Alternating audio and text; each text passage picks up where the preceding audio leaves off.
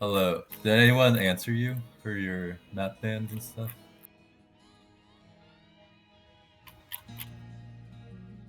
Okay. Oh, okay. uh, we banned Tomb. They banned Volskaya. We banned Alterac. They banned Sky. Okay, and we're first pick. Yeah. Okay. See ya.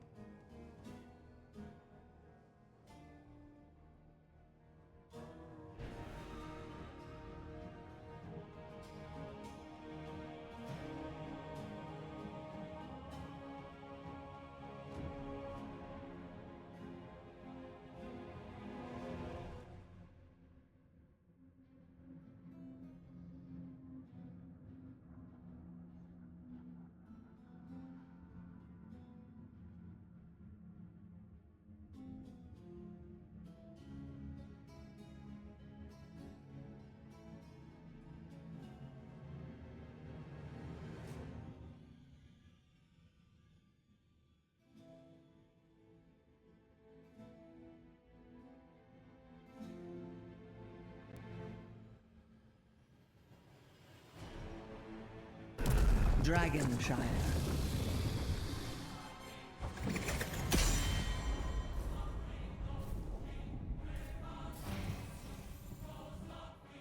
Boom. Look at me making myself a little bit more visible. Hello, hello, hello. Welcome one, welcome all. We are here for the first map of Saika and R versus Invade Camp Enjoyers. This is on Dragonshire, which honestly, I feel like Dragonshire is like the most iconic map in Heroes of the Storm. Like, I know technically it makes you start on Carson Hollow, but for some reason Dragonshire is just what I associate this game with. Like, I love Bractus. You all know I love Bractus, but Dragonshire is where it's at. Like, I'm sorry, but I'm not sorry. I'm not apologizing. We're gonna have bans onto Lucio and Tyrael on the side of Invade Camp Enjoyers. We're gonna go ahead and have the Hogair coming on out as a ban for the side of Saika. The Sand Dragon being removed as well. Joselle will be happy. Dun dun dun dun dun. Dun, dun, dun.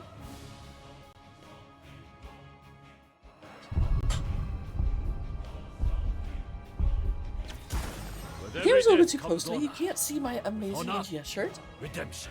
That's sad. Hanzo is being the first pick.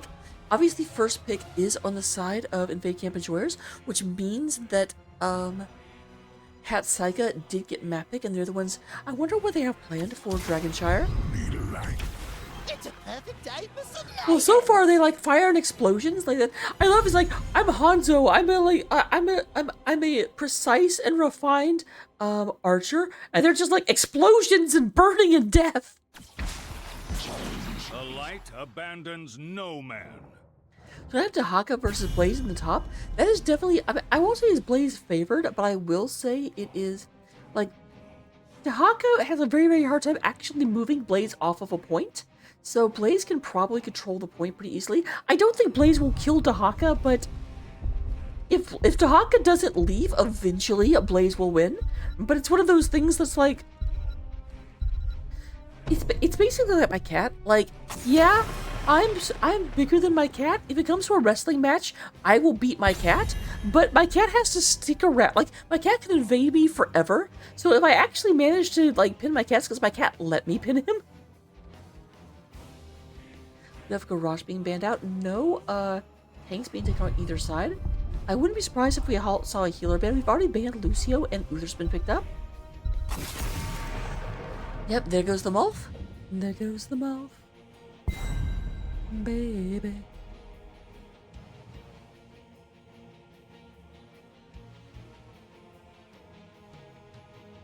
Alright, so who's got? We still need a tank on the side of Saika. as well as a healer, which we just talked about. Have an offlaner, so only one more DPS is required on that side. I will fight to my So we will last have breath. Rhaegar coming out, the bite doggy, as well as Stitches. So I love how it's the most aggressive, like the most engage heavy healer to go with one of the least engage heavy tanks. Stitches is perfectly fine to stay back and be like, no, I don't need to run into you. I can bring you into me. See? Can't let me get him. Cat came over and been like, yep. Frozen hell. It's about got- damn time.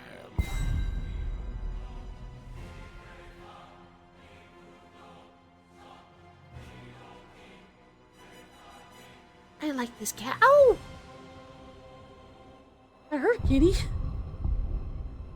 Okay, hurt is probably the wrong word, but it definitely was not soupy comfy. Soupy comfy.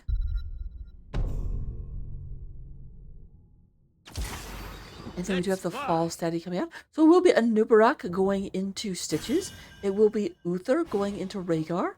That's one of the... Rhaegar's an interesting pick here, only because, like, Uther likes a close distance, like, really smash-out fight, which is, like, Rhaegar can't really engage without going in. So it's like, it's a poke comp from the side of Saika, except for the Rhaegar isn't super good in poke, so I'll have to see what Valimar's got intended here. It's definitely something, but I will see you in game. Don't touch that dial. We'll be right back for game number 1.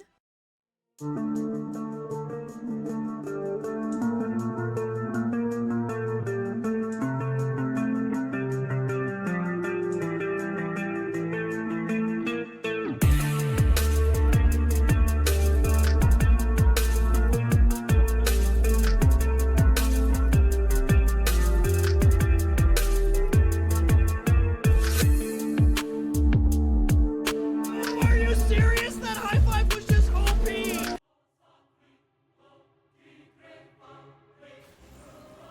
Alright, coming into game number 1, we do go ahead and have, representing our blue team, we're going to have Chaotic coming out of the Junkrat. Very appropriate for someone named Chaotic to be playing Junkrat. Let me just start with that. We do go ahead and have Vince going ahead and pulling Junkrat in for a hug. Down Yours is going to be playing the Blase. Sakatora is going to be playing a Fall Steady. And then Valimar is going to be on the Bite Wolf himself, Rhaegar. They are your blue team. They are the Soldiers of Slaughter. They're Saika and R. 4, 3, 2. Meanwhile, on the orange side of the battlefield, we are going to go ahead and have Let the battle begin. Seated Verd is going to be playing the Anubarak. Ride the Shoepuff is going to be playing the Tychus. Computex is going to be onto the Hanzo. We do go ahead and get DH Bob onto the Haka. First Blood actually is on that. We got a stun out of the Blaze. I didn't actually think they would die, so I wasn't like commentating it, because I still had to say DH with Giblets was playing the Uber. They're your orange team. They are the Centurions of Calamity. They are Invade Camp Enjoyers.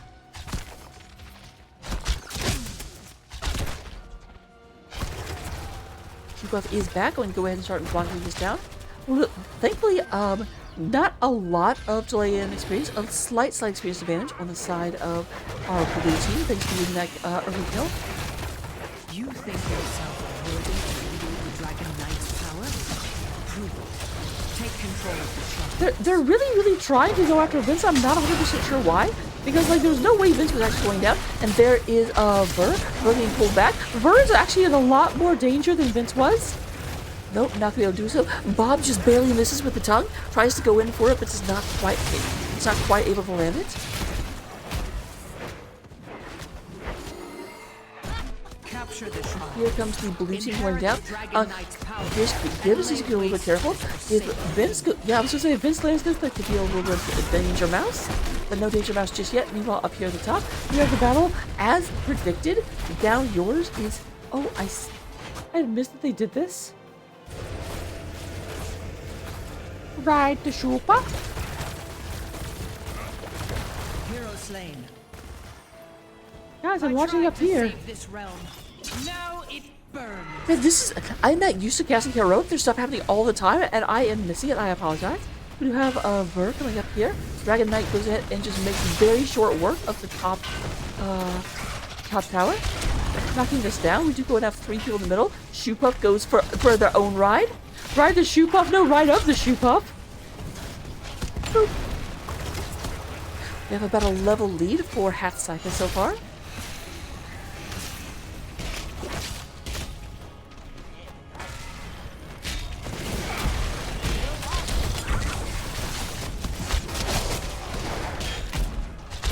I have seen enough.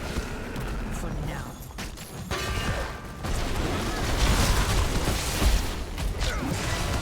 Alright, there's a stun in. Vince going ahead and getting knocked back. Did you go and have the Shoe Puff and running in there? Got a lot of damage with Saika. Not quite enough, and Shoe Puff very, very low. Vince trying to get this down, not going to be able to, just have to move back. Needs to be a bit careful, but ooh, big poke onto the Hanzo, and Hanzo gets exploded. However, Giblets comes by and goes ahead and lands that, but not before losing themselves. However, this is Uther, and even in death, Uther can heal. So it will only be a 2v1 in favor. Oh. Shoe Puff gets knocked back. Nope, no, immediately trying to run in to get them.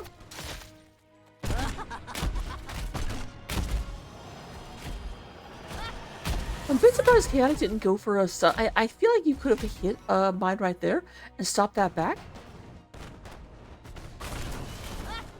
Not that you could have really put killing pressure, but you could have at least delayed the new Brock being able to come back. The new Brock.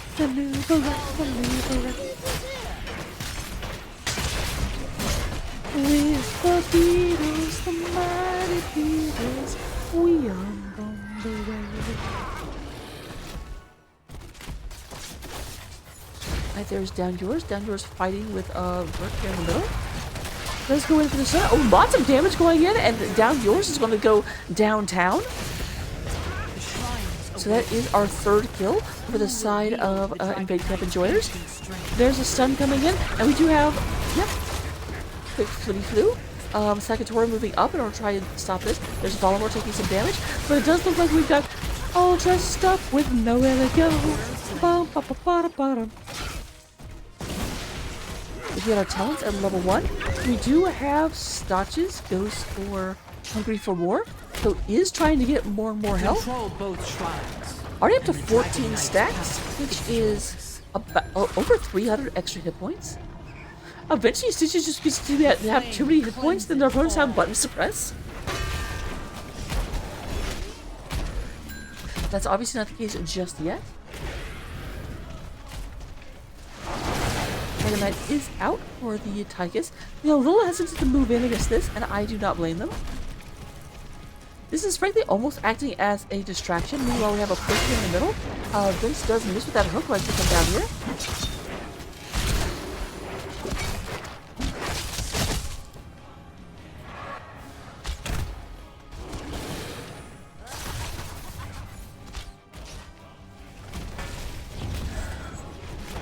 As they moved away, Tychus went ahead and moved in.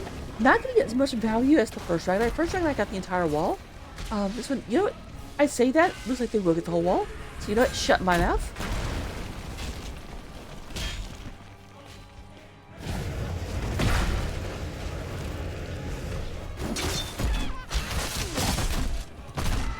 That beast is not my beloved.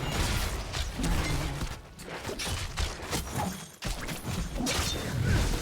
Alright, there's Vince. Vince goes ahead and goes nom nom nom nom nom onto the big stun coming out. Massive arrow from the Hanzo in order to lock down the side of Hat Saika and Honor. Going down, that's 2 so far. Vince does not look long for this world. But you go and have Tychus committing the drill in order to make sure we get that kill. And that is a 3-4-0 in favor of Invade Camp Enjoyers.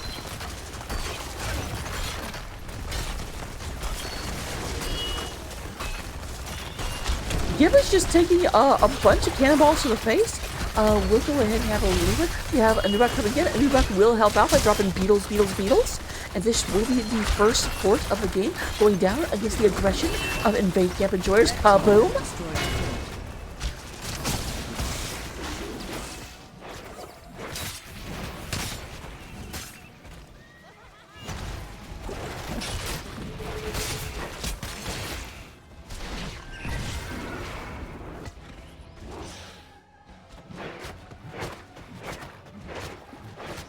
Every single time I see your name, Drincho, for a second I always want to say, my brain always goes, Dr. Injo. I do not know why. Alright. Sneaky, sneaky play in the Delta. Another chance to prove yourself worthy. Do not squander it. But interesting flank when there was nobody down there, although I guess they might have thought there was someone in here, they couldn't see it.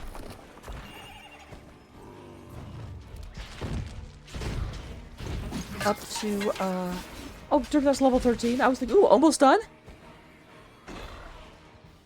Hello, Lime Mouse. Shoop up goes and moves up, looking at down yours. Not going to get anything done, though. Power of sun and moon. Both teams have gotten a Dragon Knight so far. This is the rubber match of Dragon Knights. Junkrat.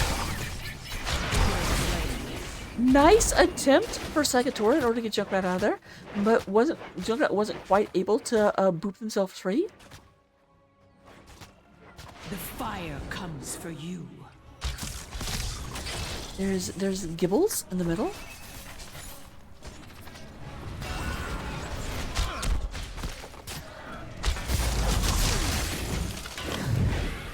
Did you go ahead and have a nom nom nom onto the Hanzo? Hanzo not able to get back behind the wall. That was a consume, but not an abduct. And this is going to be the second quarter of the game, going down against once again the Tychus Dragon Knight.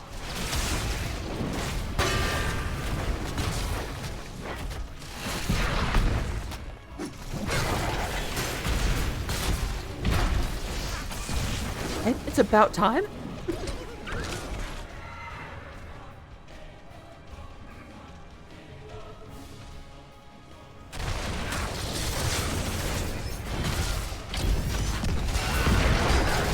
Lafayette, there's his Saika coming out on hold. Who once again, fantastic Hanzo arrow. It's 4 people, and there's the Dragon Knight from the side. And Bert taking a bunch of damage. There's a massive Riptire. This is not. The Divine Shield does come in order to stop Bolt from going down.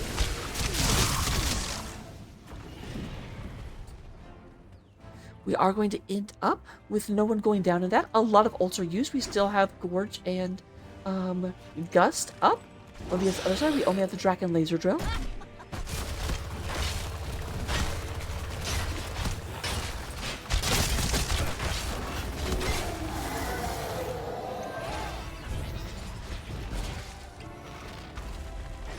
Alright, Bob going for a quick nom nom nom nom nom nom nom. This is gutsy, you guys. I don't know if they realize just how many people were here, because that's definitely a lot. They just went 2 into 4, and it did not go well for them. There's down yours coming in from the side. Big stun, but it does look like Shoopuf tried to come in. Shoopuf paid the ultimate price for it, and that is going to be a 2-for-0 in favor of Saika and R.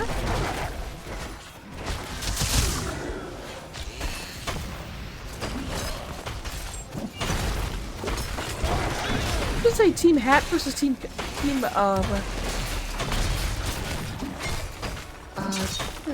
Camp. My brain for some reason is going to Comp instead of Camp, and I'm like, it's not Invade Comp enjoyers.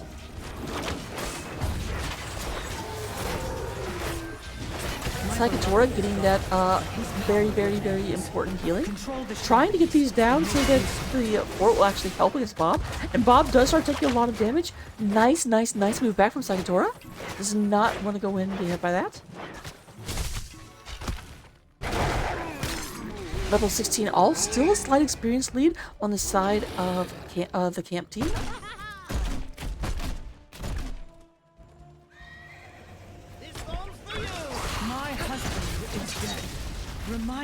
Oh, that was maybe not what they wanted. Oh, I see. They're trying to get Blaze up here. Down yours was trying, but there's the big stun arrow coming out once again. We do want to have a nom nom nom onto the Tychus. Tychus going to go back here, immediately get targeted. Right to Shoopuf. I will not stop saying that. I'm sorry, but I'm not sorry. And that's going to bring us to 6 kills to 8. Still in favor of our orange campers.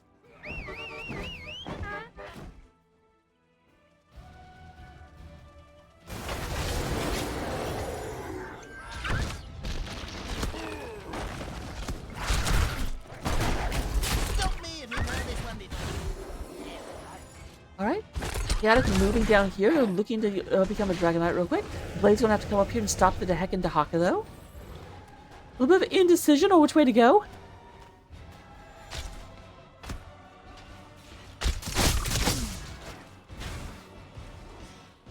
Gibbs hiding in the bushes.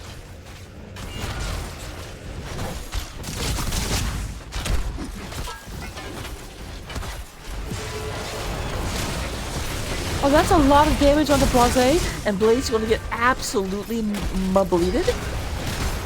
But there is C10. C10 absolutely a lot. There is the Focusing Dyers coming out. Bolivar tries to go in and get out of there. I actually think Focusing Dyers is 20, but that's going to be a kill. Vince looking not too happy. Will survive for the time being, but that is not as safe as you think it is, my friend. Bob.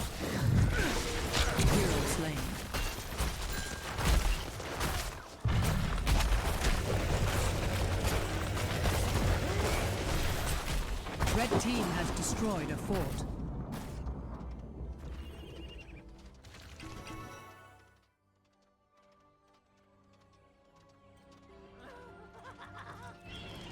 Why is he back and forth game? One of the things I've noticed when I cast Heroic, way too often the games are just, like, the teams are so good at, taking advantage of every advantage, that once the game starts to go one direction, it just, like, avalanches. But this time we do have, the advantage of back and forth is 6 kills to 11. We do have damage, structure damage done on both sides. Good game thus far. Saika moving back, here's the Dragon Knight. Dragon Knight goes in and gets a birdie. Dragon Knight thinks they're playing a golf because they got a birdie. I'm very pleased possible with myself. There's the Divine Shield. You do have Stitches. You can eat Stitches. Stitches eats you. Oh, I don't know. Man, I've got to say, Compute X has gotten so many good arrows this game. I haven't seen an EU arrow all game.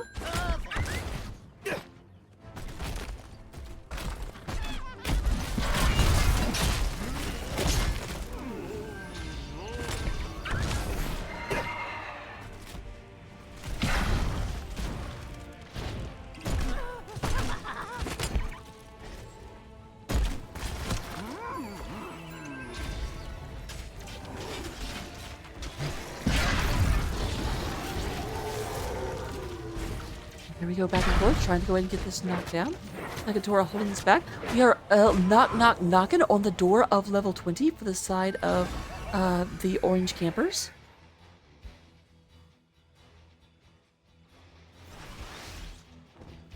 But Blue Hat's definitely here to stop them. Okay, not really stop them, they're already level 20. You can't stop them from getting 20.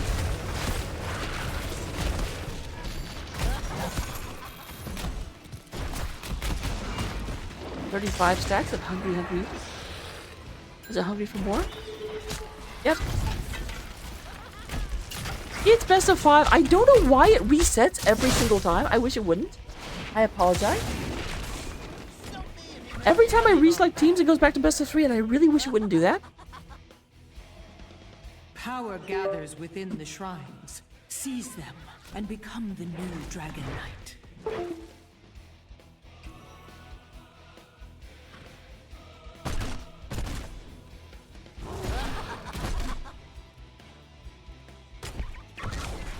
Thank you for pointing that out. I get frustrated because I have to reset that every single stream, and I'm like, I wish you would stop.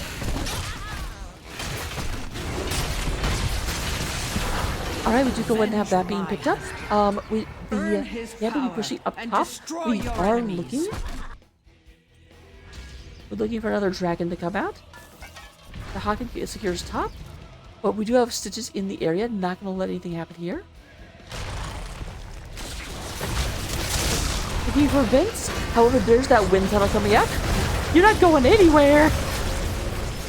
Oh, last second invulnerable. I think they were under 100 health. And this might be very, very bad for the side of... Shoepuff takes a bunch of damage. We have Vince trying to get the heck out of dodge. Shoepuff goes down. And we do go in and have DH Bob. Bob goes ahead and dives under the area. Saika being taken down. Super, super, super low hit points. There's Bob. Bob goes ahead and gets a tongue onto somebody. Reach out and touch food. Oh my god, so many low hit points. They are fighting into that bunker, and there's fricassee flame buffets coming out. 2 for 2 somehow or other. I do not know how that happened.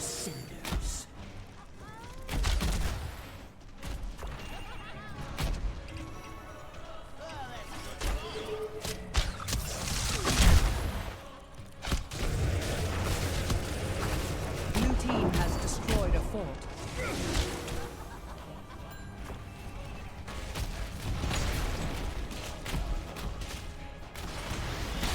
There was the last, or that's the top fort. Top fort actually is taken down by the wave while this fight is going on. But the fight is on, and we do go and have the 5-man back for the side of the orange campers before the blue hats are able to fully come back together.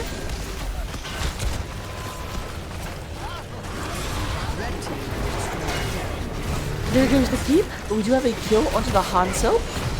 Giblets goes ahead and drops the Divine Shield, but I don't know that Giblets can get out of this. Like, does not have a lot, and there goes that going down. We do have a Nom Nom Nom coming down onto, and there's Unstoppable's out, but all dressed up with nowhere to go. Kadak says, no, you don't get to leave. We're having beetle legs for dinner. I don't even know if that's a thing, but I want to see what it is.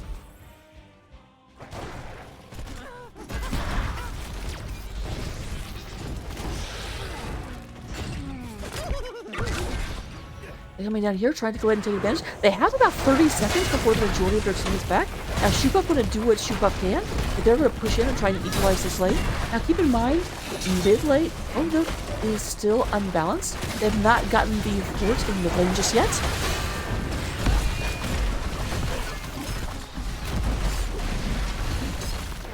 There's the siege bunker. I love me some siege bunker. Blue team has destroyed a fort. Red team's core is under attack. Look at the core. They are only 10 seconds away, so this is going to trigger a retreat from the side of Saika and R.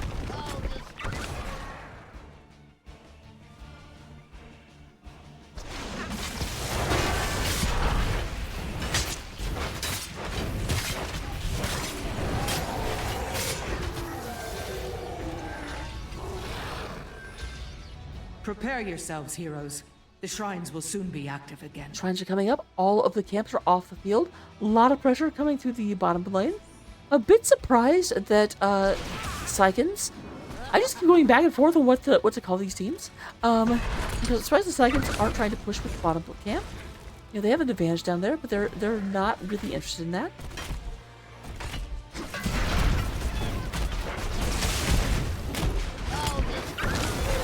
Become the Dragon Knight and claim vengeance. Top for and my bottom family. being split between blue and orange. We're going to have some more pressure coming down here. Saikator and Volivar trying to get this camp up real quick.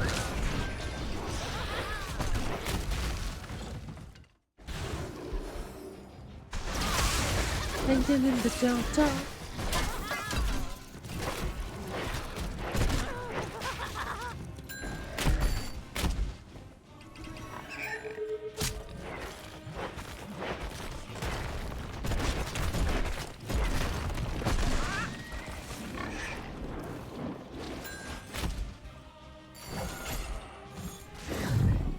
Alright, there is a Nubrak. A Nubrak gets nom-nommed.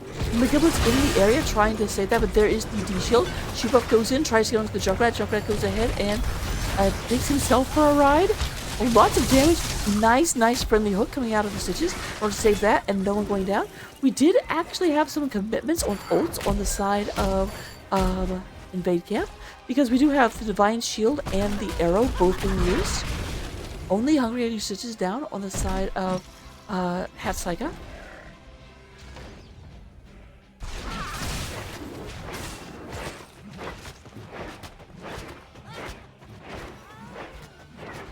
Kind of comes down to this next. I mean, if someone can get a decisive teamfight win, both teams do have a victory condition set up.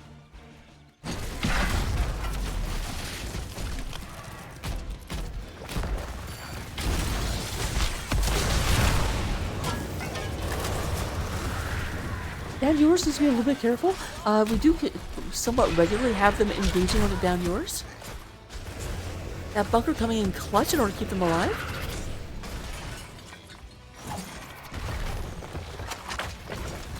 Alright, there's the tongue comes out onto the staunches. We do got the ancestral healing coming out, silence coming down. There's the second ancestral. Yeah, you just can't get out of here, my friend.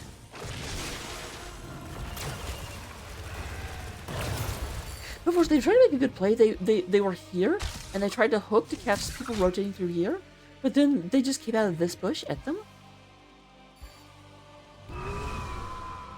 Alright, good flight. That should, I believe... Oh, they didn't actually get this. This is dangerous because they don't have either, so they actually are pretty badly outnumbered up here at top. Okay, not outnumbered anymore as the 4-man gets up there. I was thinking that when there was only 2. There's C10. C10 being driven off by concussive excessive damage. 20 seconds until Stitches is back into the map.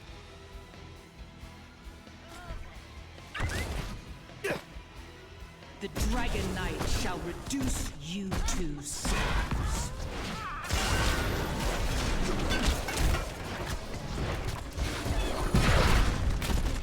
Nicely done, getting out of the range of the Dragon Kick.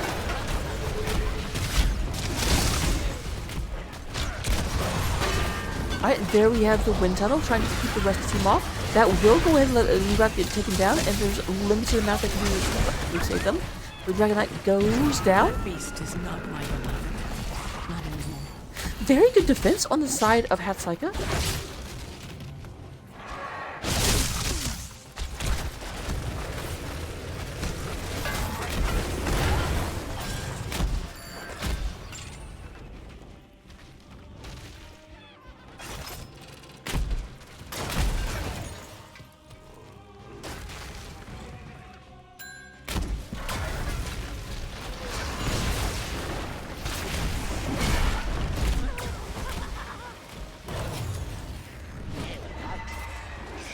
It does look like Invade Camp has gone and is trying to take over these various sundry camps, trying to get that pressure on.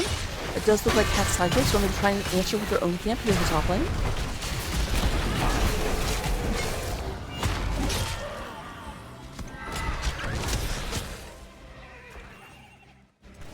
And so Jins and neither team can really maneuver their opponents into a position where they have like an actual advantage. They have these like fleeting tiny advantages.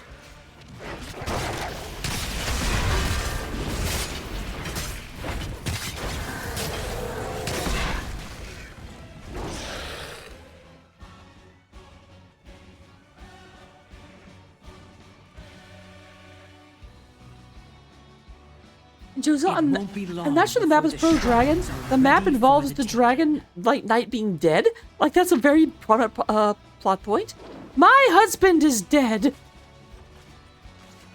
Your whole goal is to briefly resurrect him before he dies again.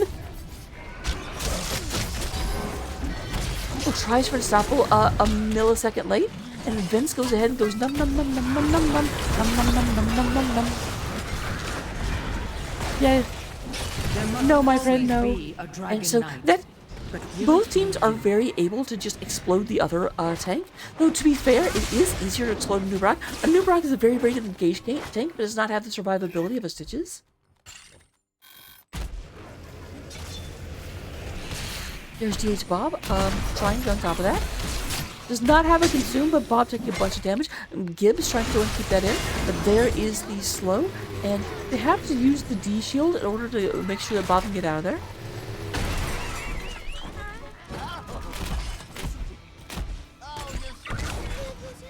Was that just torturing the poor guys?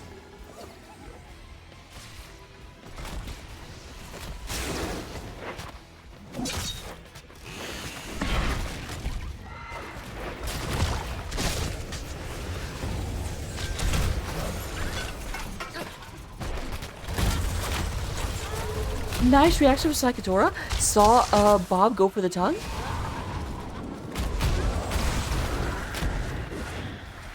Oh, come on, someone shoot that! Thank you. Had 300 health left.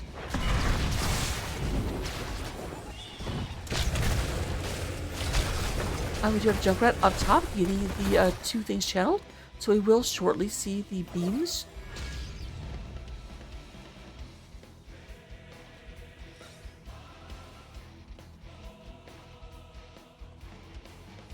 So we'll be taken out by Bob.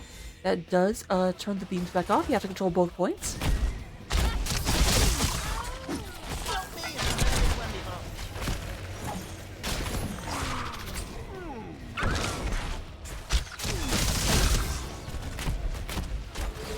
Nah, that was the EU gust. NA represents the gust goes completely the wrong direction because the NA arrow was, I don't know if it was on this map, but it was like there was a fight here. One team was here, the other team was there, and the arrow went this way. So an EU gust is a gust that's in the area of the team but doesn't actually do anything.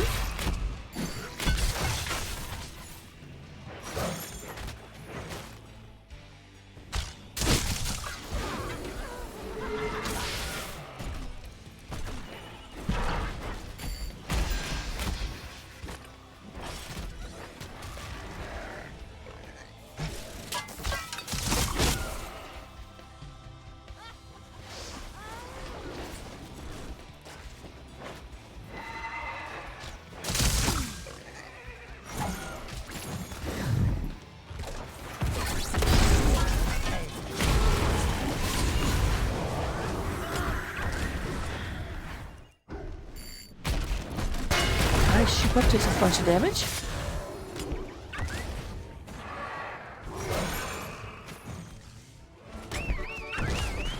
Alright, there we have Paul's head moving up to the top of the map. I'm going to go ahead and turn this blue. This should allow us to have a Dragonite, and that may be game-ending pressure. But it does look like DH Bob going to take here.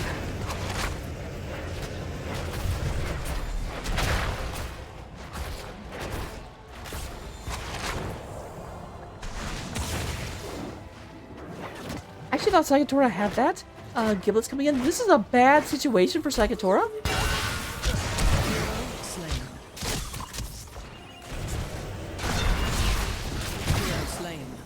So did you trade out and get Falstad for the beetle? Basically, we're just trading animals. Okay, you can have the chicken. We'll take the beetle.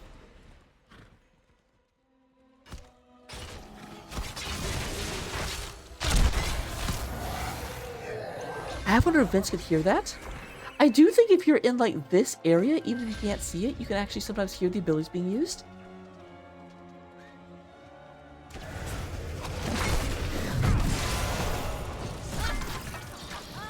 There's the lizard.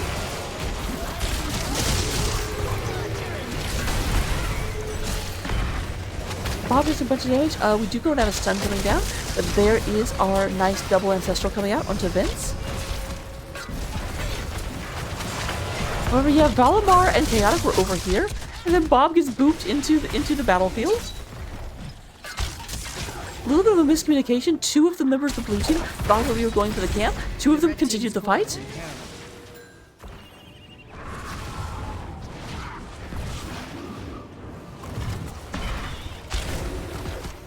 Okay, someone needs to do something about this. This is bad. This is also bad, but it's not as bad because you can't lose a keep if the keep is already dead.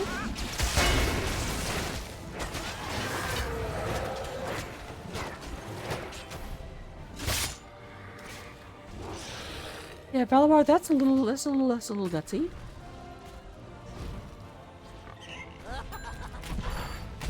They do have the moving up. Valimar does have a lot of damage done. And here comes the Junkrat. We do have a cocoon onto the Stotches, and that's going to be an end to the Junkrat. That actually, earlier I was saying that might be game-ending pressure.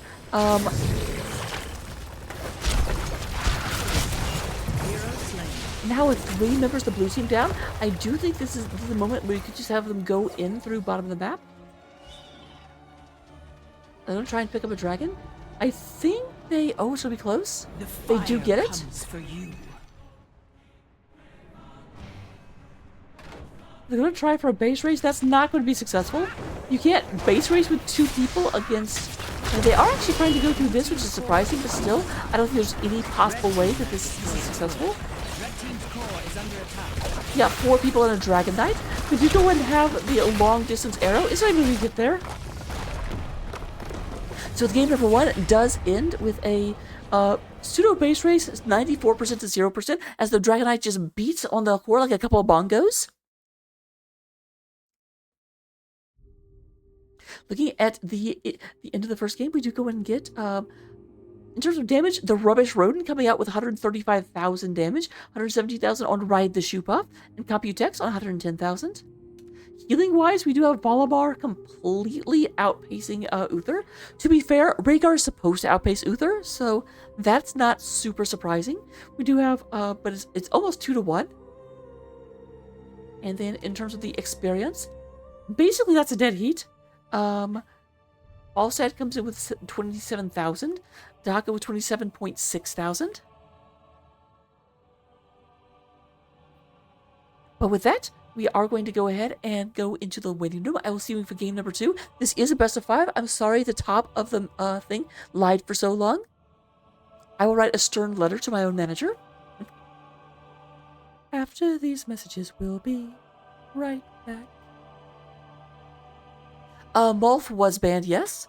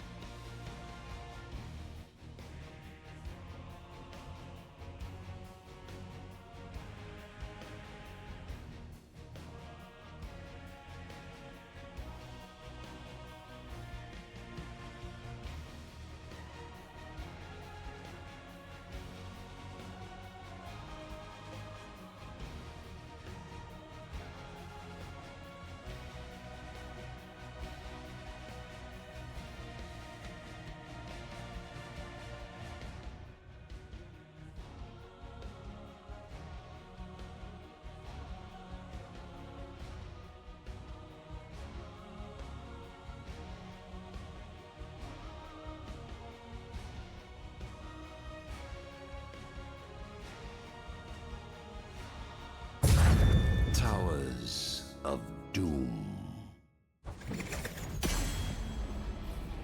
And yes, it is best of 5. I feel like I just said that. Elabov has been muted, confirmed. Rude. But we are here for game number 2. Go ram it. So, as you can see at the top of the screen, which has definitely been there the whole time, we are up 1-0 for Invade Camp Enjoyers. First pick and first ban going to the side of Saika, which does mean that they have chosen first pick after losing the first game. I'm a little upset. Like, Towers of Doom is the map you go for a climactic final match. We shouldn't be playing it in match 2. What's going on? And I said, hey.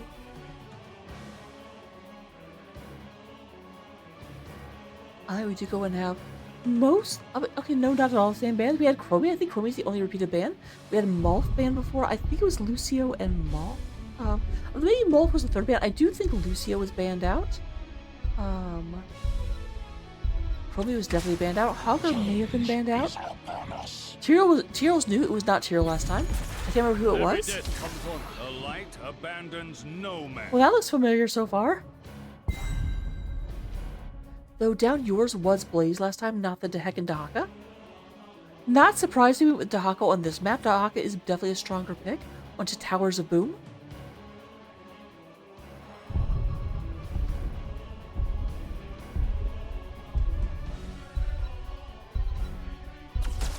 Balloon, grant us strength. Alright, we do have Balamar picking up the Malfurion before the second ban phase, but I can't be banned out. And Vince actually taking Muradin away from,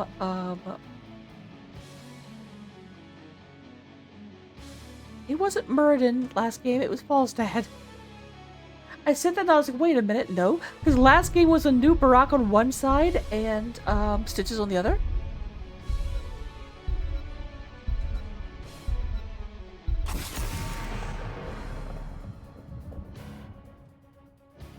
So there's the Falstad. I was trying to say, I'm not saying all dwarves look the same, but that's kind of that's kind of the implication. Whoops.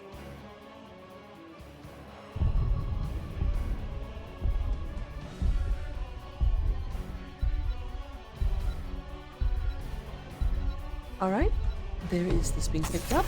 So the Anubrak does get banned out. Not going to let Vert have that.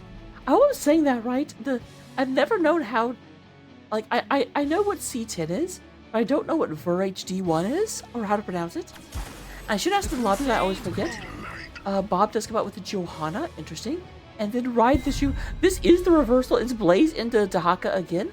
So this time I definitely feel like Down Yours has the advantage. Blaze is a very... In the first game, Blaze was trying to fight the Dahaka, and that is a matchup Blaze will eventually win. Dahaka won't be able to get Blaze off of an area.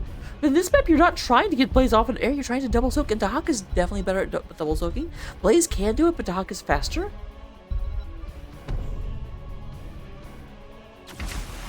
I stand ready. Alright. Oh, I do like that skin from Maev. And then the la la la la la la la la. That's not necessarily Christmas related. I do that the entire time. I always say Valhalla. Deck the halls with bounds of arrows. Actually, they're bolts, Raka, first of all. Victory for the Forsaken.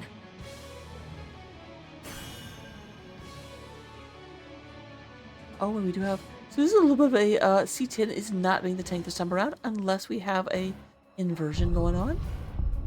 It's actually going to be Bob being the tank. Shoe Puff is going to be the offlaner. So shifting around. But here we go into game number 2. Don't touch that dial. We'll be right back into Towers of Doom.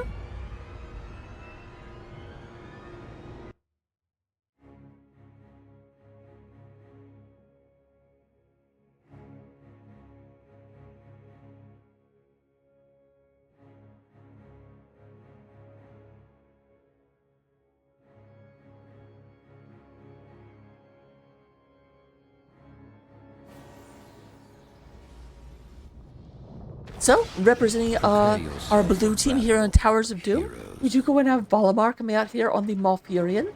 the Tree Dad. We have Chaotic onto the Vala. Sakatora is going to be playing the Maiev. We do go ahead and have Down Yours playing the Dehek and Dahaka. And Vince is going to be on the Muradin, the Hammer Dwarf. They are your blue team. They are Hat Saika and R. Opposing them on the side of the Gravekeeper.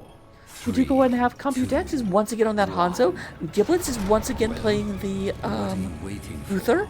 We're going to have Bob playing the Johanna. Shoe Puff is onto the Blase. We will have Verd is going to be playing the Sylvanas. We're actually going top lane first and foremost.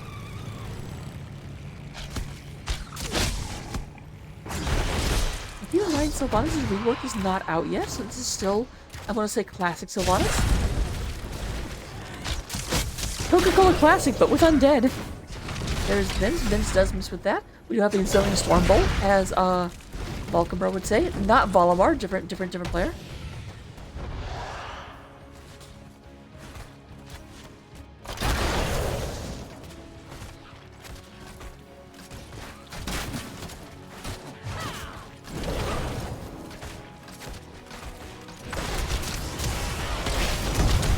There's a stun coming in, there's Bob. We've got the whole gang coming. Get the gang back together. Sakatora takes a bunch of damage. We have Bob into the area, trying to go and get this picked up. We have this here. We were successful on the side of Invade Camp Enjoyers, and Valamar will go down too. That is a 2-for-1. They're still looking. Chaotic is the next target. We do it. Never mind, not Chaotic. Dahaka comes into the middle of all dressed up with nowhere to blow.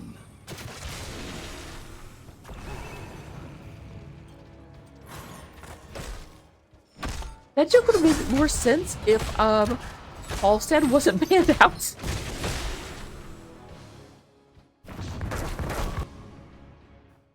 Oh, be right back. Don't want people cheating. Look at the minimap.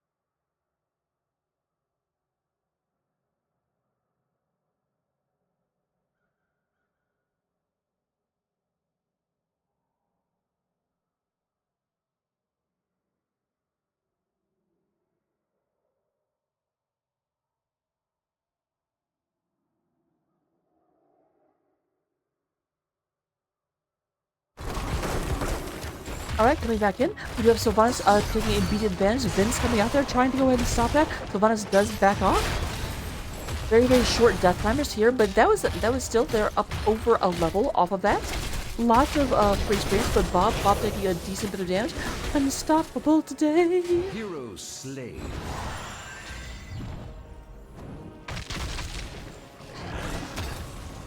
So we have the camps traded out. We do have Blue taking this up. And oh my gosh, they did actually get... I thought Sylvanas was free for sure. So nice little comeback. No longer up level, I tell you what. But basically still up a level. Like...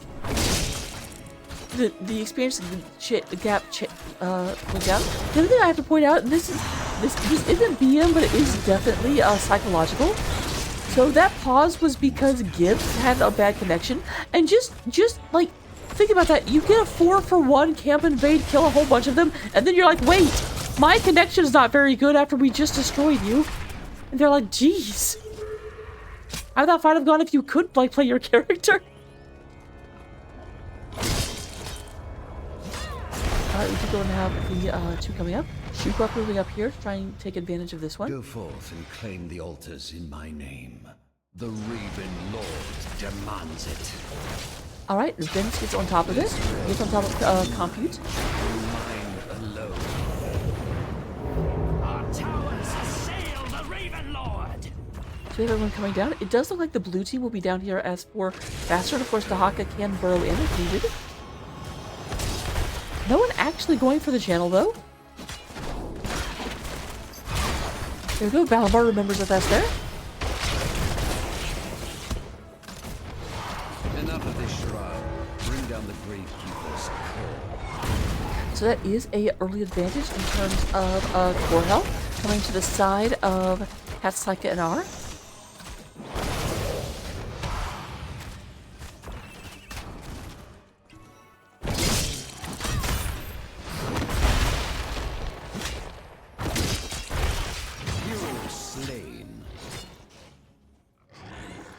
I know they're looking at top lane. That Sylvanas just had nowhere they could go.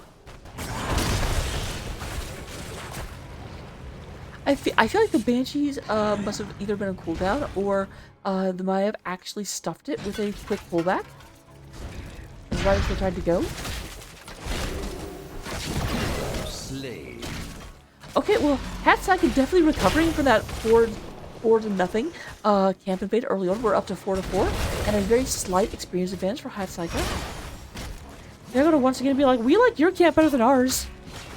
We have bad memories about our camp.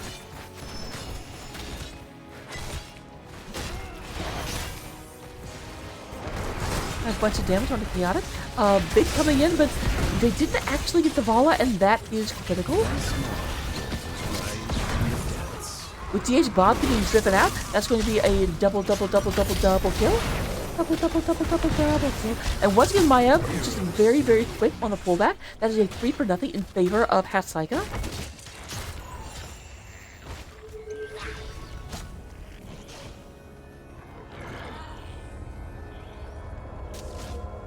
Saika getting back to that there double soak game.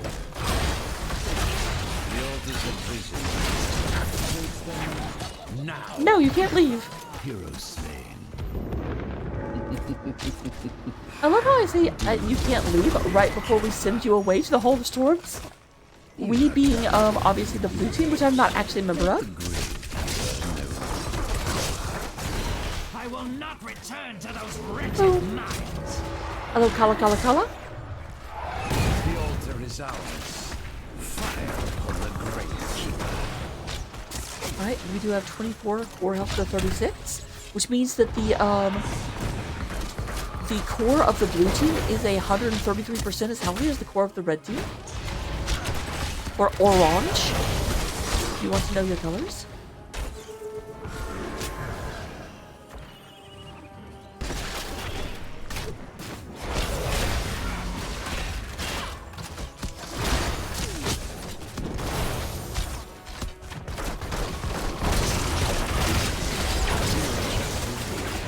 That poor Sylvanas. Man, Saika is definitely like on the hunt. I've seen Maiev secure so many kills. Yeah, keep in mind we started this game out at 4 kills to 0 in favor of Invade Camp Enjoyers, and since then we've had about 4 minutes of unanswered kills.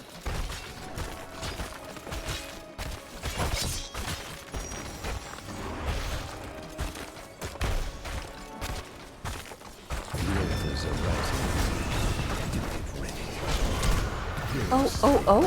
Well, okay, that's an answering kill. So we do finally get another kill on the board for Invade Camp Enjoyers. I was going to say, this is starting to get a little one-sided, not going to lie.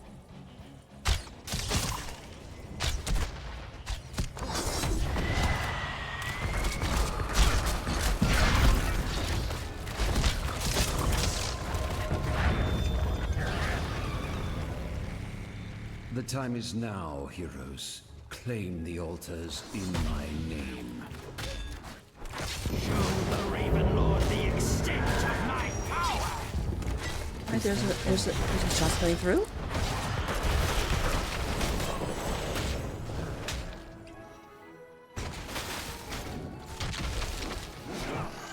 We are trying to move forward. Now, keep in mind, they have gone ahead and secured the top camp. Down yours, trying to get out of there. I don't know if they'll be able to. That's a lot of people. Do you have a burrow? The answer is no. However, we do go ahead and get the camp, and this should convert bottom lane.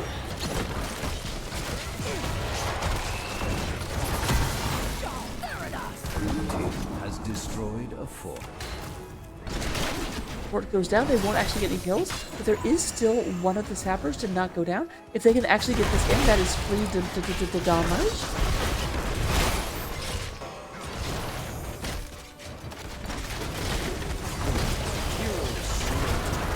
Alright, and there it went. That is, we are down to 23 core health, so I did go ahead and get an extra shot off of that sapper camp. Now, top is converted as well, but keep in mind there are 2 camps down here, so you get twice as many sapper shots you do off the top lane.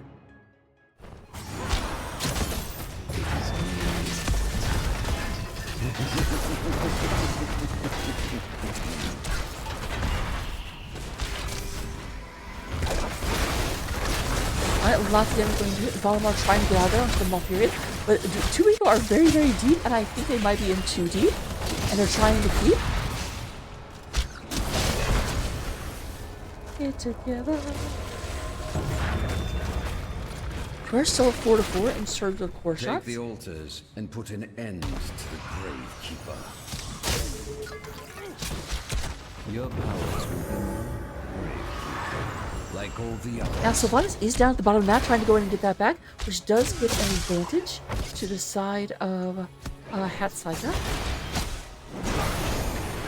Because it's effectively 5v4 here. Now, there's a Shoe Pop coming up. Red team has destroyed a fort. And this will only be 3 shots though, and Sylvanas is on her way up.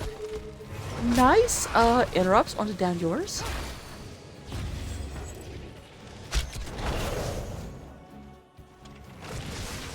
Sylvanas surprisingly is not coming up to contest this.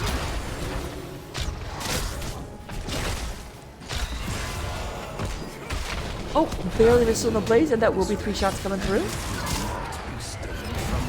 Down to 16, so we do have double the core health on the side of Saika, as we do on Invade camp.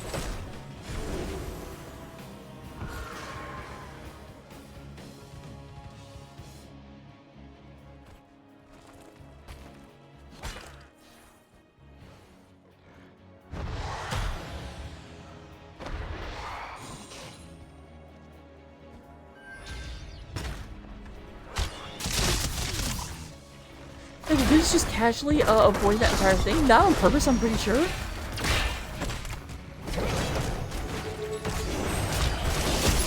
Alright, there comes the Dahaka. Dahaka comes into the area below. We do have the Maya ult is locking down Bob for just a second. Moving in. We do go and have the bunker coming down. There is a blaze in the bunker. There's a blaze in the bunker. We do go and have Shoop Up. Shoop Up trying to get out of there, but Vince not interested in letting him go. Nope.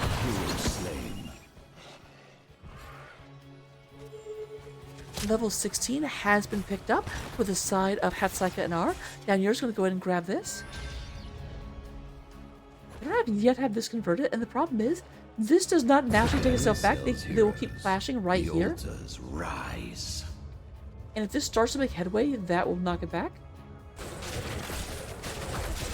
This is a triple altar phase. They do want to try and take out this top in the next 15 seconds if they can. To the battleground center. Use it well. What? I mean, I knew I could do that. I've opened my tunnel as well.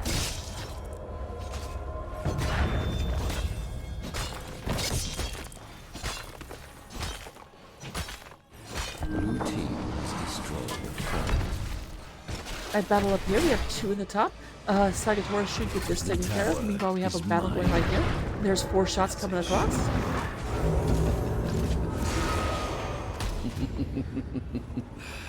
Doom the Gravekeeper. 12 to 28 at this point. Even Lord will fall before me. Vince stepping into danger. Alright, big stun coming out. We have everyone here. There is Dahaka. Dahaka burrows in backline. There's a big stun coming down, and Uther and Vala go down. That's probably better for, like, Vala is much more critical than Uther is. Uther is important, but Vala is of the main damage coming out. Saikatora does get taken down as well, and this is a clear advantage for the side of Invade Camp Enjoyers as they go ahead and get this cleaned up.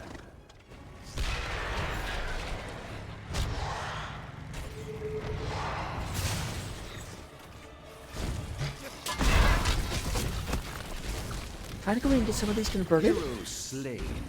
Oh man, I did not think Cubby would actually get that. I was not following that action, I apologize. We do go and have this starting to move in. Shoot Buff is leading away, lots of damage. They're trying to 6-cap right now.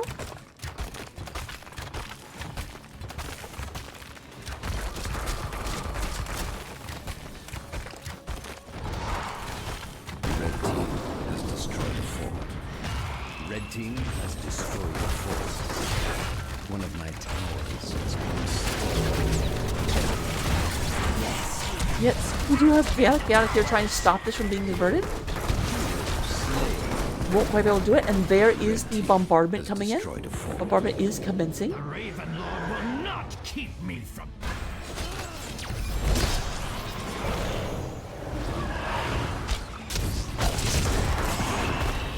Sometimes I can't see the shadow as it comes across. I don't see it. I don't see the shadow. Okay, it's like it's right there. Shiko takes a bunch of damage. We have the Divine Shield coming down. You go ahead and have damage landing. We're up down to 16 core health. And this is not very low, to be completely honest.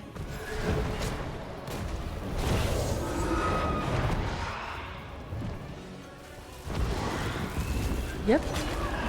The shots are... I haven't seen that before. The shots speed up as it keeps going. 10. 9.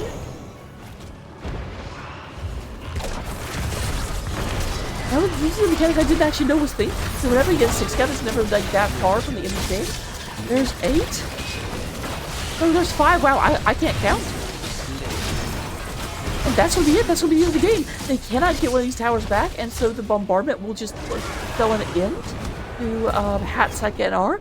Game number 2 does end up in a surprise turnaround victory for Invade Camp Enjoyers, bringing us 1 game away from potentially the end of the series. Now keep in mind though, Hat, Saika were in the dominant position that entire game, so this definitely is not out, but it is definitely down for the side of our number 1 seed. In terms of damage, Chaotic does lead the way, 77,000 damage over the course of a 15-minute game. 65,000 damage from Computex. And then we have 51 from the Maiev, the Saikatora. We go and have Valimar coming out with 102,000 healing over the course of the game. Uther down there at the 40, but again, Uther is not a hero you take for the raw healing numbers. And then Shupov does lead the soak.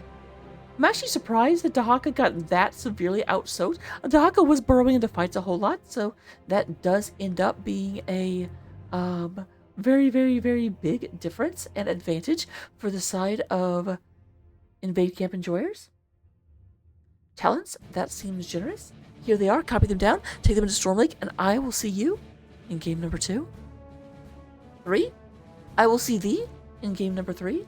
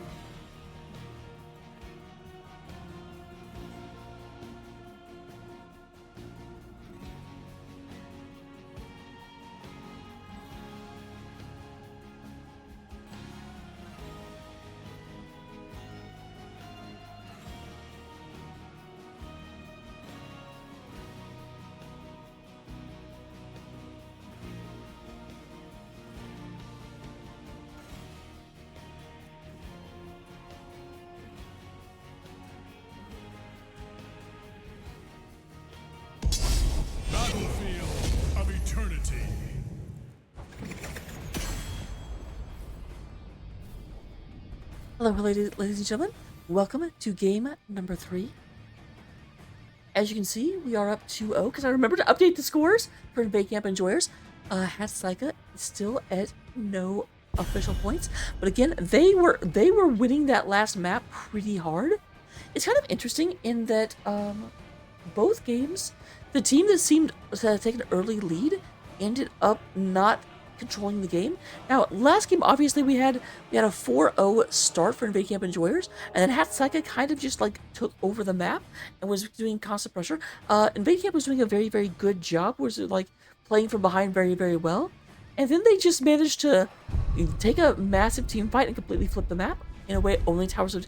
I love how Towers of Doom is usually the comeback map. This was the like chokehold map. So there is the Hogger being banned out. Man, Invade Camp does not like Lucio. They really like their lockdown. They say, get out of here with that high five. No being friendly to your teammates. High fives are banned.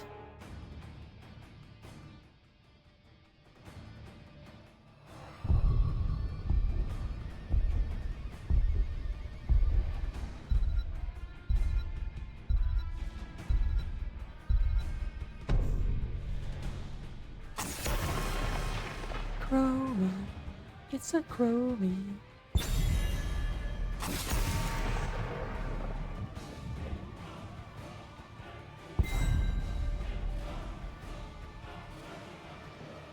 So once again, we don't have Molf banned out.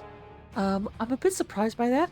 I feel like Molf is more scary than Tyrael is, in the hands of With every death comes honor. Valimar. With honor. You have Chaotic taking the Hanzo away from the other team. Light abandons Okay, you no won't let me man. play Hanzo? I'm gonna take your Vala. And Gibbs just really, really, really likes Uther.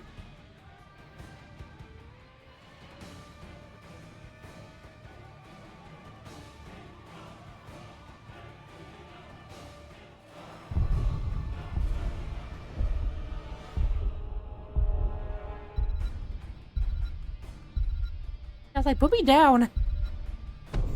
I'm a big cat. You can't hook me up like that. Grant us strength. If there's Valimar on the Malfurion, we have down yours, coming back onto the Blase. Are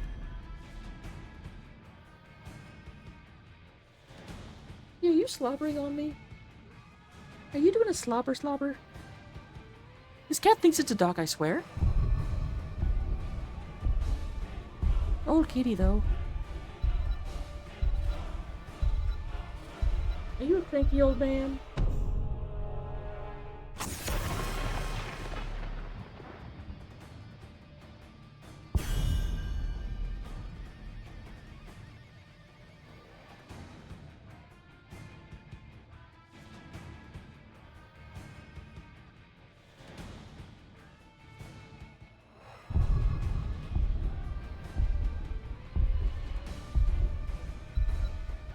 That's awesome. That's Aurora Borealis. I would go check, but I kind of can't step away right now. Please do. Post it to the Discord. Post it to the Discord, yay. Okay, we do going to have a Garage being banned out, as well as Li Ming. Trying to shut down some of the burstiness of Saika, or of Invade Camp. Ah!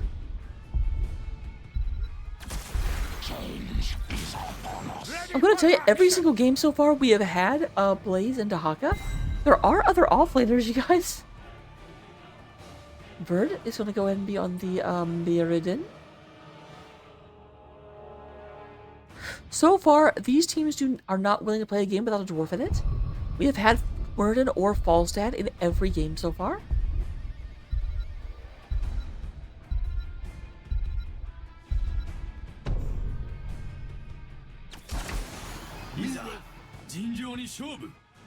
So this is going to be Varian and Malfurion in terms of that. We do have Saikatora onto the Genji. Ow!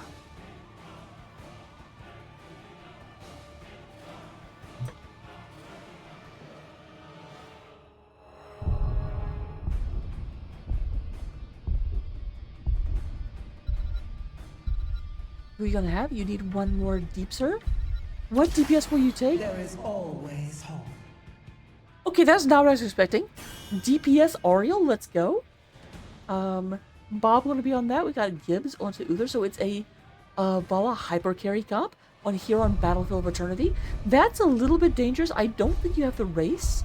Hanzo will definitely like Vala is good, but Hanzo Genji will still outrace that. I'm almost positive. Here we go into game number 3. You are all wrong.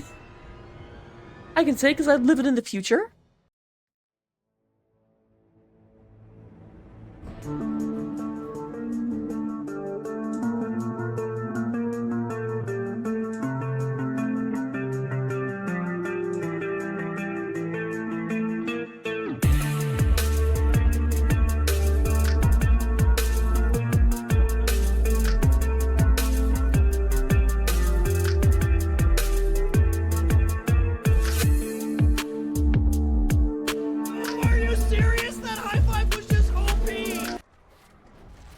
Alright, here we go, coming into game number 3 here on Battlefield of Eternity, representing the side of the heavens. We do have Chaotic playing the Han Zolo. We do have Vince playing Varian. Sakatora going to be on the Ginju. We do have Valamar onto the Malfurion. And up at the top lane, we are going to have Down Yours onto the Blase. Opposing him on the side of Invade Camp Enjoyers, we do have Ride the Shoe Buff coming out into Dehak and Dahaka. We'll be walking into a double team.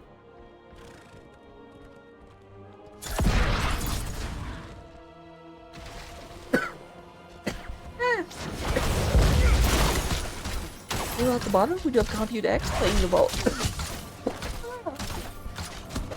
Playing the ball. Bob is going to be on the Ariel. We do have Gibbs coming down here onto the Uther. And then we do have Vert onto the Merlin. 2 people up top. The bottom camp will be taken by our orange team. Top will be taken by blue, because Taka can't really do a whole lot about this. Okay.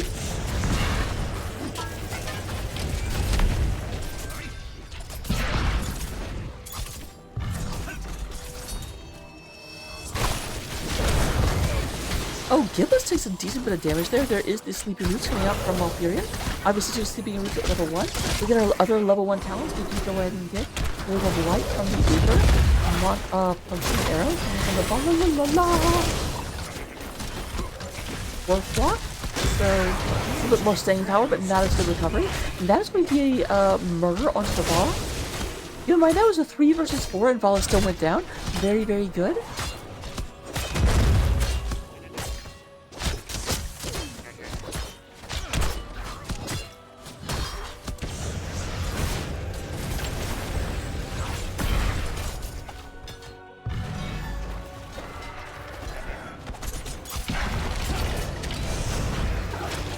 Slightly missed time there. Dan Yours goes ahead and catches some arrows. Oh, is Sakatora going to go down? That felt like that came up very quick on the tongue.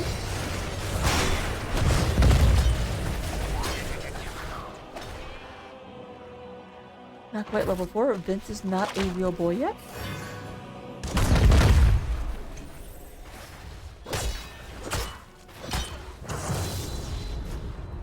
There's level 4, and there's the shield coming out, so Vince now has taunt available.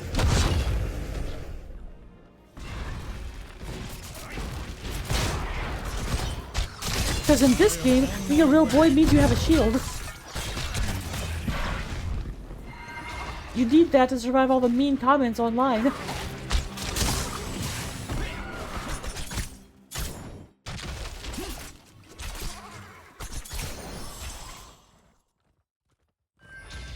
Alright, there's Vince. Vince was looking for someone to rush in and taunt, but wasn't able to quite get anyone. I shall purge your evil from this land, demon. This is for Ektar. Now look at that handsome lad.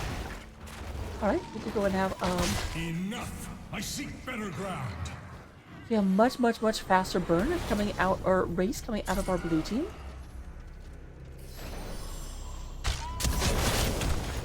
Both offlaners down to these offlane things. There's a big stun, and Barry just doesn't get to move, it looks like. But there's a nice Sleepy who comes out, goes ahead and spots the Murden and the Ariel. Vert goes in looking at Vince, trying to get that down. I do think they will get Vince taken down. Dahaka may be in a bit of trouble up here. Does go ahead and consume the essence.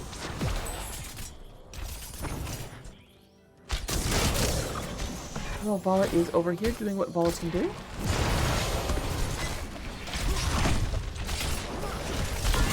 Sakatora very, very low and will get taken out as well. That is 2 kills so far in this engagement for the side of Invade Camp Enjoyers.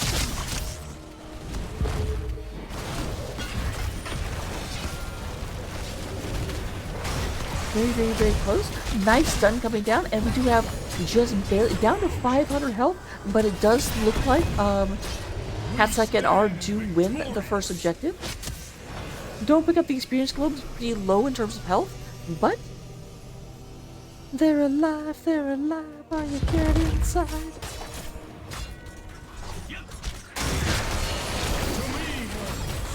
I march for Hell's gates.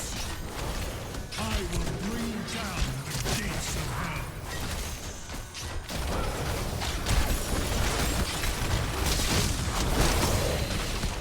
Thus ends the assault.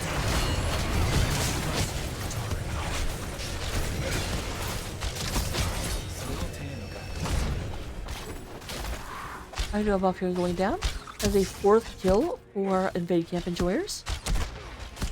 Not a whole lot done. They got 1 tower and half the wall.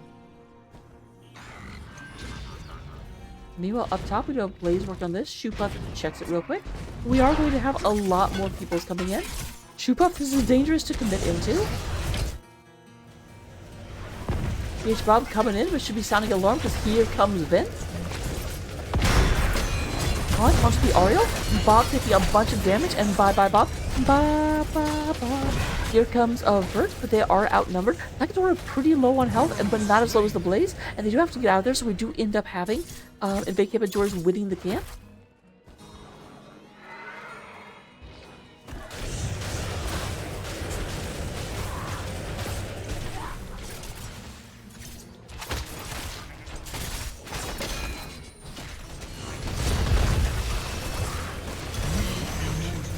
Return before long, heroes.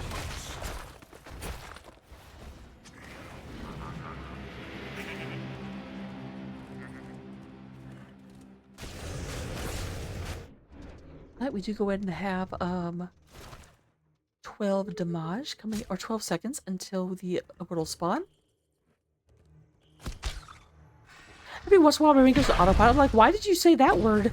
That word is clearly not correct. This realm from your corruption, Hellspawn. We do definitely have. Oh, this is bad for Vince. This is real, real bad. However, there is a Sleepy Roots coming out onto Vert. So both tanks got pretty low in that exchange. Vince comes back but has better access to healing than Merton does. Merton can obviously heal with second wind, but it's not third wind, so it will be super fast. And there's the taunt. Dahaka underground. It does go ahead and consume some essence.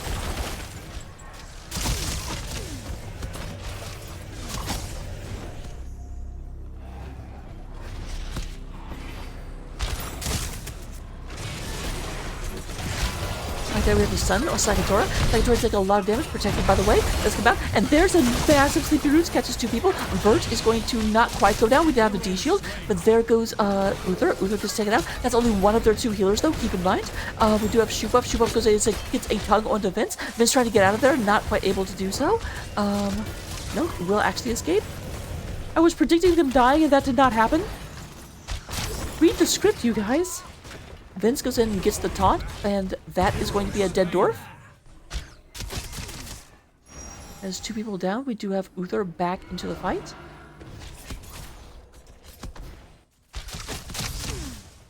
All gonna try and snake in here. Oh yeah, they should not have fully abandoned this. They're not going to win this. Valo can definitely clean this up.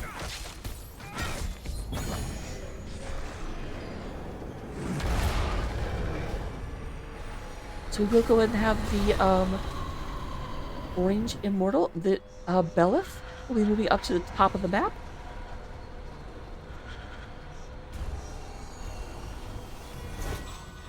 I tried to do that gradually. I cannot do that with the mini map. I apologize, you guys.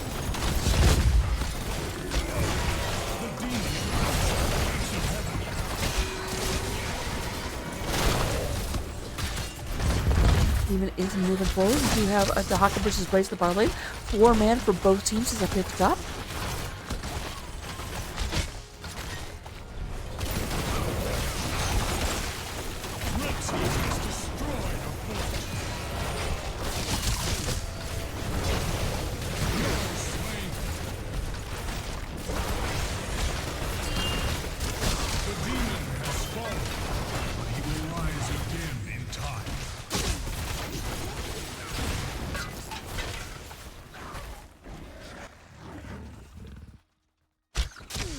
Alright, that is going to be the first fort of the game going down.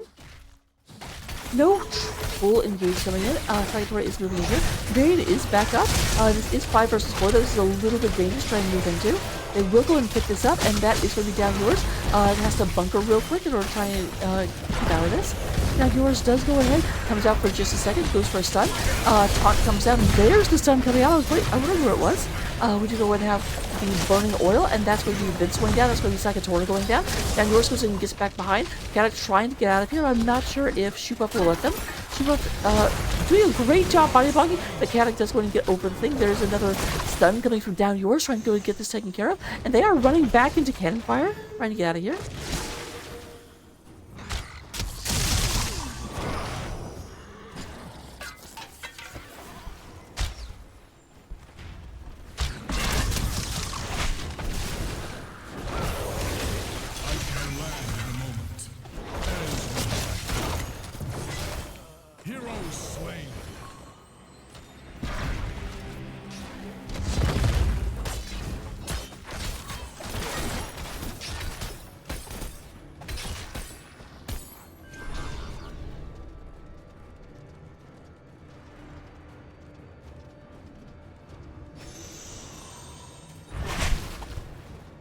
I fight for the glory of the high heavens. Alright, there we go, moving in. Saika looking at DH Bob. Tries to go in some damage, but there is Giblets.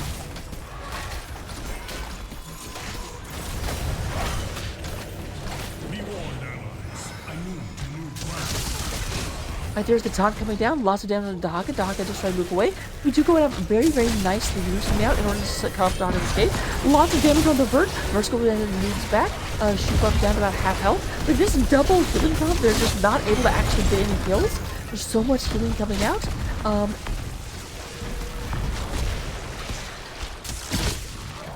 surprised the Ball can put out quite that much damage, but like Ball, they're not killing anyone, but they're also not killing anyone themselves. And whenever their opponents are that fast at racing, that's a heckin' problem. Gibbs does go ahead and get the stasis. That is going to be the first kill as Uther goes down. Computer's getting there. Vince moving in here, trying to say, no, Ball, get away from my immortal. That is Saika projected, by the way. Hanzo was doing what they can, trying to keep this Compute coming in from the side. But there's Saika. Big stun, and goodbye, Vala. However, down to about 100 health, and that is going to be into the immortal. But will it matter with a third kill happening and possibly a fourth, and Bob getting aggressed upon real quick?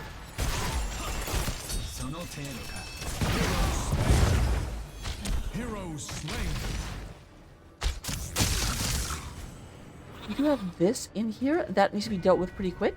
But it does look like most people are going down to the bottom of the map, trying to go ahead and deal with the immortal as Belloc moves in to be a lower access to heaven.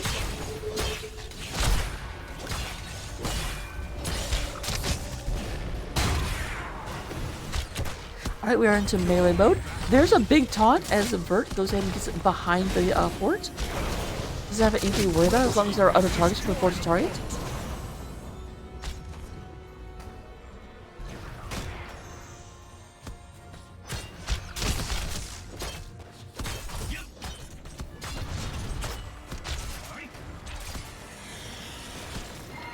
The demon's attack has failed, yet we have not seen the end of him.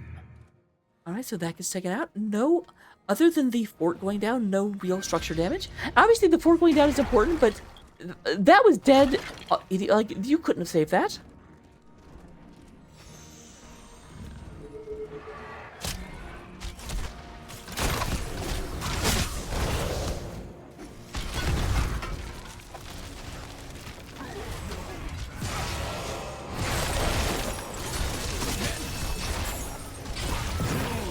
Alright, wow, that was just Saika getting absolutely bullied. Saika goes down. I got distracted with reading a chat. I was like, you're back, and then Genji was down. I'm like, Genji never dies. What the heck? What's happening? We do have a lot of damage down. And again, we just have them. This honestly feels like a whoops all boosters comp, just in terms of how durable it is. Like they're just a tide moving forward and just taking stuff down. This is going to be the first keep of the game going down against the overwhelming aggression coming from Invade Camp Enjoyers. Red team has destroyed a fort. Prepare yourselves. I will reach your position shortly.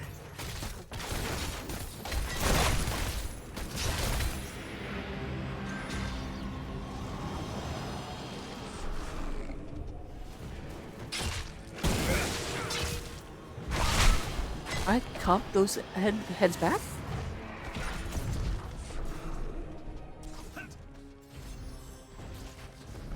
Three seconds. You and all your servants in hell will cower before me. There's Vala coming in. Vala taking the long route. Oh, they do go ahead and decide to get some pressure coming into lane. That's a bit surprising. This does mean that our blue team want to go ahead and get an early lead on this. And keep in mind, they should win the race if both teams commit to racing. Like, Vala is very, very good, but Vala is the only DPS. Oh my goodness. D-Shield comes out, barely saving the shoot off. Lots of damage. We have the bugger coming down for Down Yours. Down Yours moving back, trying to go in and get things taken care of. It is 4 versus 5 at the moment, and they just cannot get any real damage done. That's going to be Down Yours going down. Saika tries to jump into the danger zone, protected by the way, but going to have to go ahead and pull retreat. Does have to X-Strike in order to try and get out. Chaotic goes ahead and moves forward, does what damage they can. But Chaotic's arrows are not nearly as strong as Vala's bolts.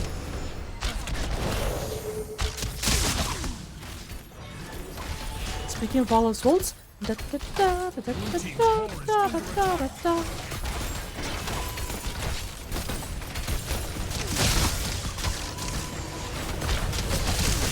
Mark is about another half health. We have Saika. Saika is also being taken down a little bit, and they just can't get any lasting damage. Bellet will once again rise down to the lower entrance point, to the heavens. Guys, I think that might actually end up being game. Saika down for 44 seconds as we go in. There is our other DPS, so against a double healer comp, you've lost both your DPS characters, so it's going to be very hard to get anything done. Bye-bye, Vince. I'll be real honest, I did not expect this comp to work this well. If Saika calls GG's, I unfortunately have to agree. This is going to be a 3-0 victory, it looks like. There's a chance he can come back, but, you know, short of the game crashing, I don't see a lot of chance of that. But hey, a chance is a chance.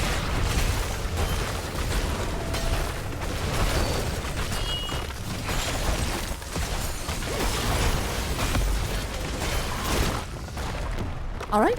And with that, we do end the series 3-0. Invade Camp Enjoyers are going to move to the Heroic Division's finals. We don't know who they're playing just yet, but we will. Let me see if I can get us a interview.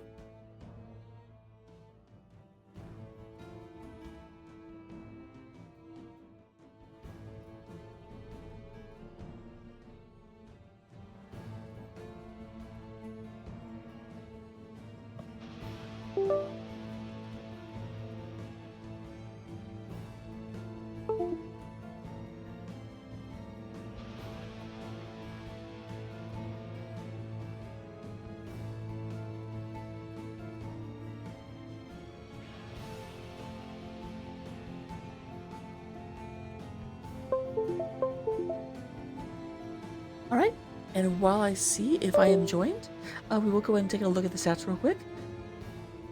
Chaotic, leading the way in terms of damage with 111,000. Compute X only with 64,000, but with the lion's share of the actual kills. Didn't do all of the damage, but did do all of the murder.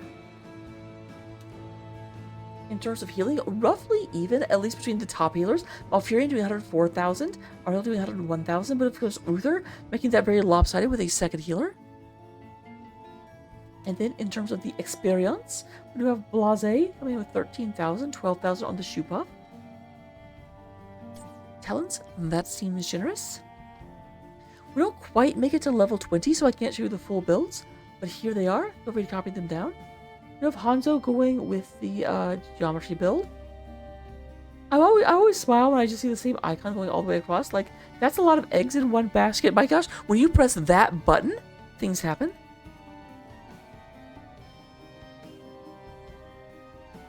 Alright, Manticore does come out. There's the Monster Hunter. I figured we would have Monster Hunter.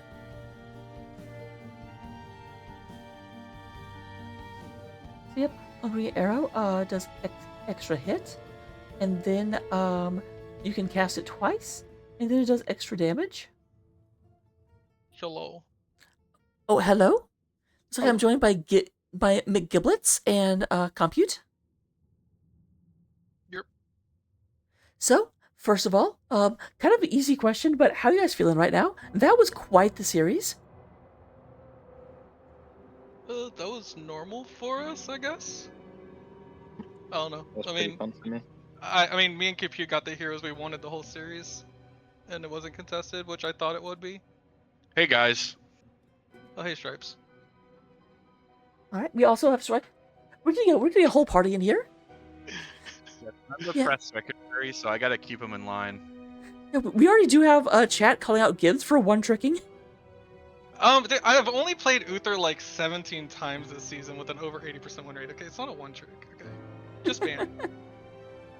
I made our team scrum without Uther for 2 scrum blocks, thinking it was gonna get banned. Gibbs, But you're leaking our strats. They Please just stop. let it through. Oh, my bad. That they can just go look at what we play and see that we play the same exact thing over and over again. No one would ever do that. You're right. You're right. You'll say no one noticed that Gibbs always picks Uther, other than the people in chat who totally talked about it. So I do have He's to ask. never talked about it in his life ever. I've never heard Gibbs talk about picking Uther before. It's a fun hero, dude.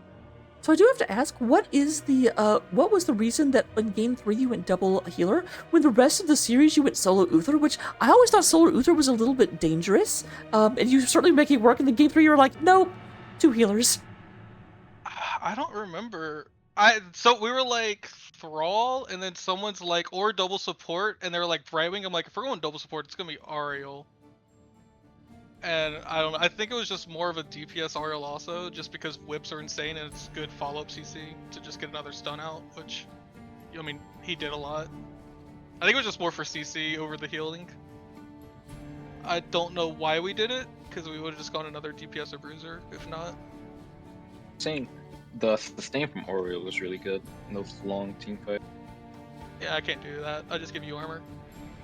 I was gonna say, because that's the problem, is that Uther struggles into either poke fights or very, very long fights because the cooldowns can be a little bit much. And so Ariel worked really, really well for the way that Game 3 worked. It was just interesting to me that you did solo Uther 2 games, then the third game you're like, nah. I'll have to cut in here, Raka. This is actually a very wide misconception. Uther does not have any weak points. That's true. Actually, when in doubt, you kill yourself so you can keep on healing your team and spamming Q.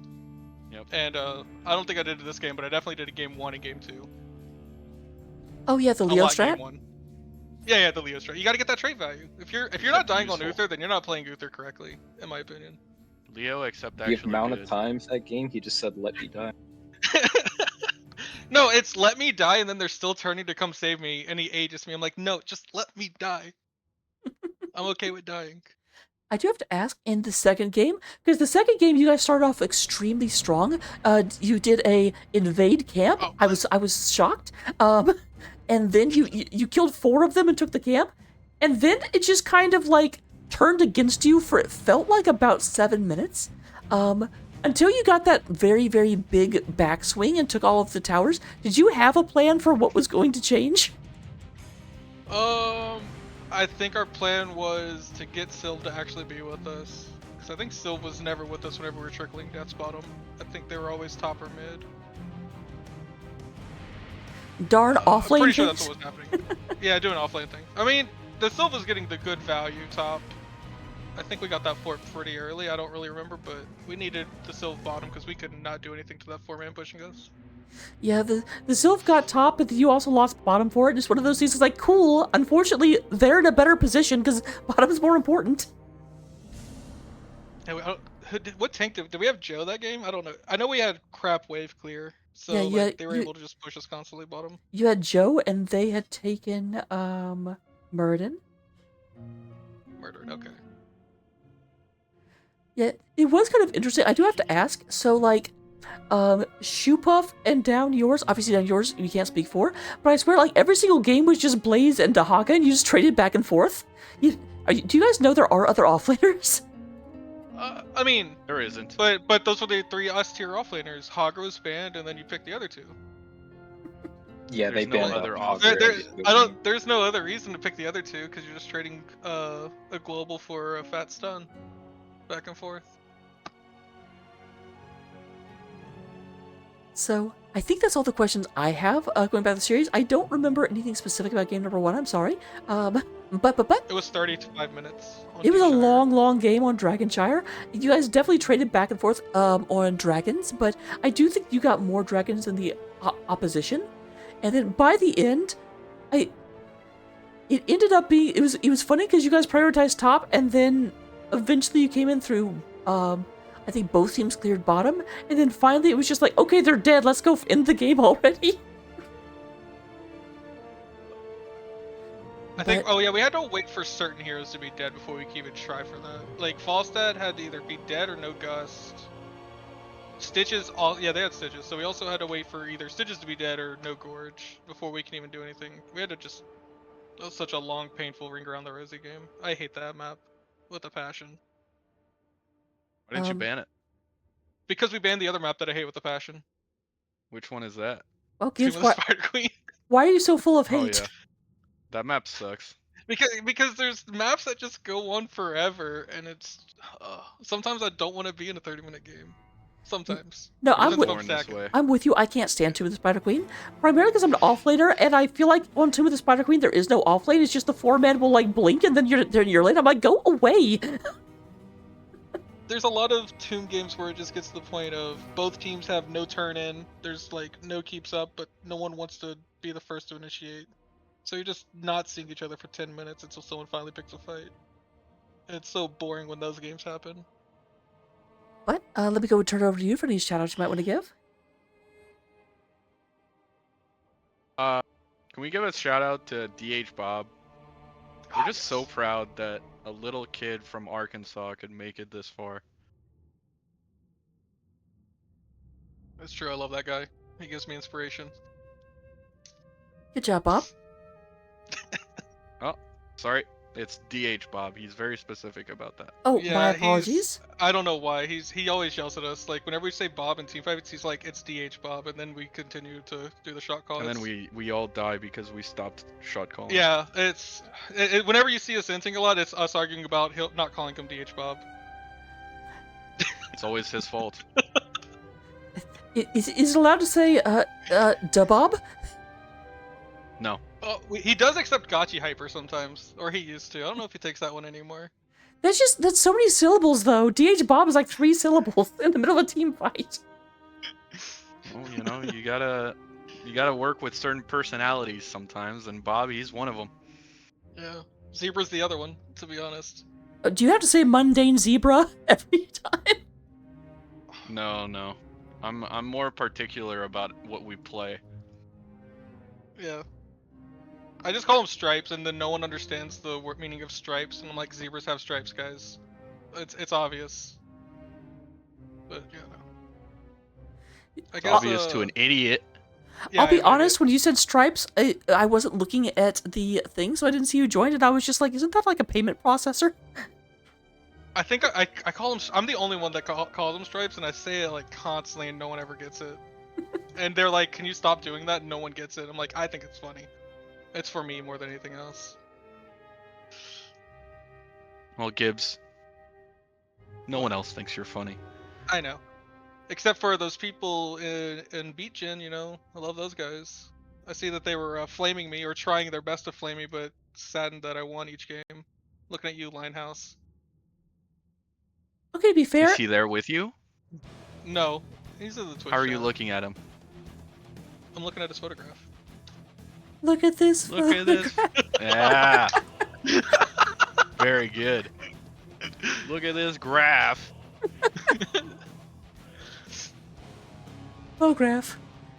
All right. So, any thoughts about the finals? Do you have a prediction or a desire of who ends up winning? Easy. One of the teams is definitely going to kill the core 3 times. No, I- I don't know. I don't even. I think we're Maybe at playing least 3 times. Slang Bros, right? Let me see if it's actually decided. I think it's Slang Bros. I don't know. It doesn't. At the very least, they have it reported. So it's either going to be Slang Bros or Kugelblitz. Oh, they haven't even played Oh, yet. my Never God. mind. Fuck. They haven't played yet. Okay, so it's one of those teams. So Yeah. who knows? Do you There have, might be 4 cores dying. do you have a preference over who you'd want to play if you get to pick? Which you don't. I don't. Probably Slang Bros because we have more friends on Slang Bros. They're Yes. easier. We don't know anyone on Kugelblitz besides Brandon, really. Like the rest are not people that are known. But Kugelblitz, like, oh, not Kugelblitz, Slang Bros, we know most of them. Yeah, and they're less good. I wouldn't say that, but Why See it? not? Heard because they have some people that pop off. heard it here first. Invade Camp When? Enjoyers doesn't want to have to like play hard. They want the easy wins. Well, you know what they say. Things get hard, we get harder. That is true. They do say that. I don't know who they is, but I heard Gibbs say it. Yep. I'm about to go though, because I have raid. all right, no problem. Surprisingly. Have fun. Just don't play WoW. I'm going to play WoW. I'll see you guys later. See you, everyone. Thank you Good for the night. interview. Thank you for the very entertaining games. And bye-bye.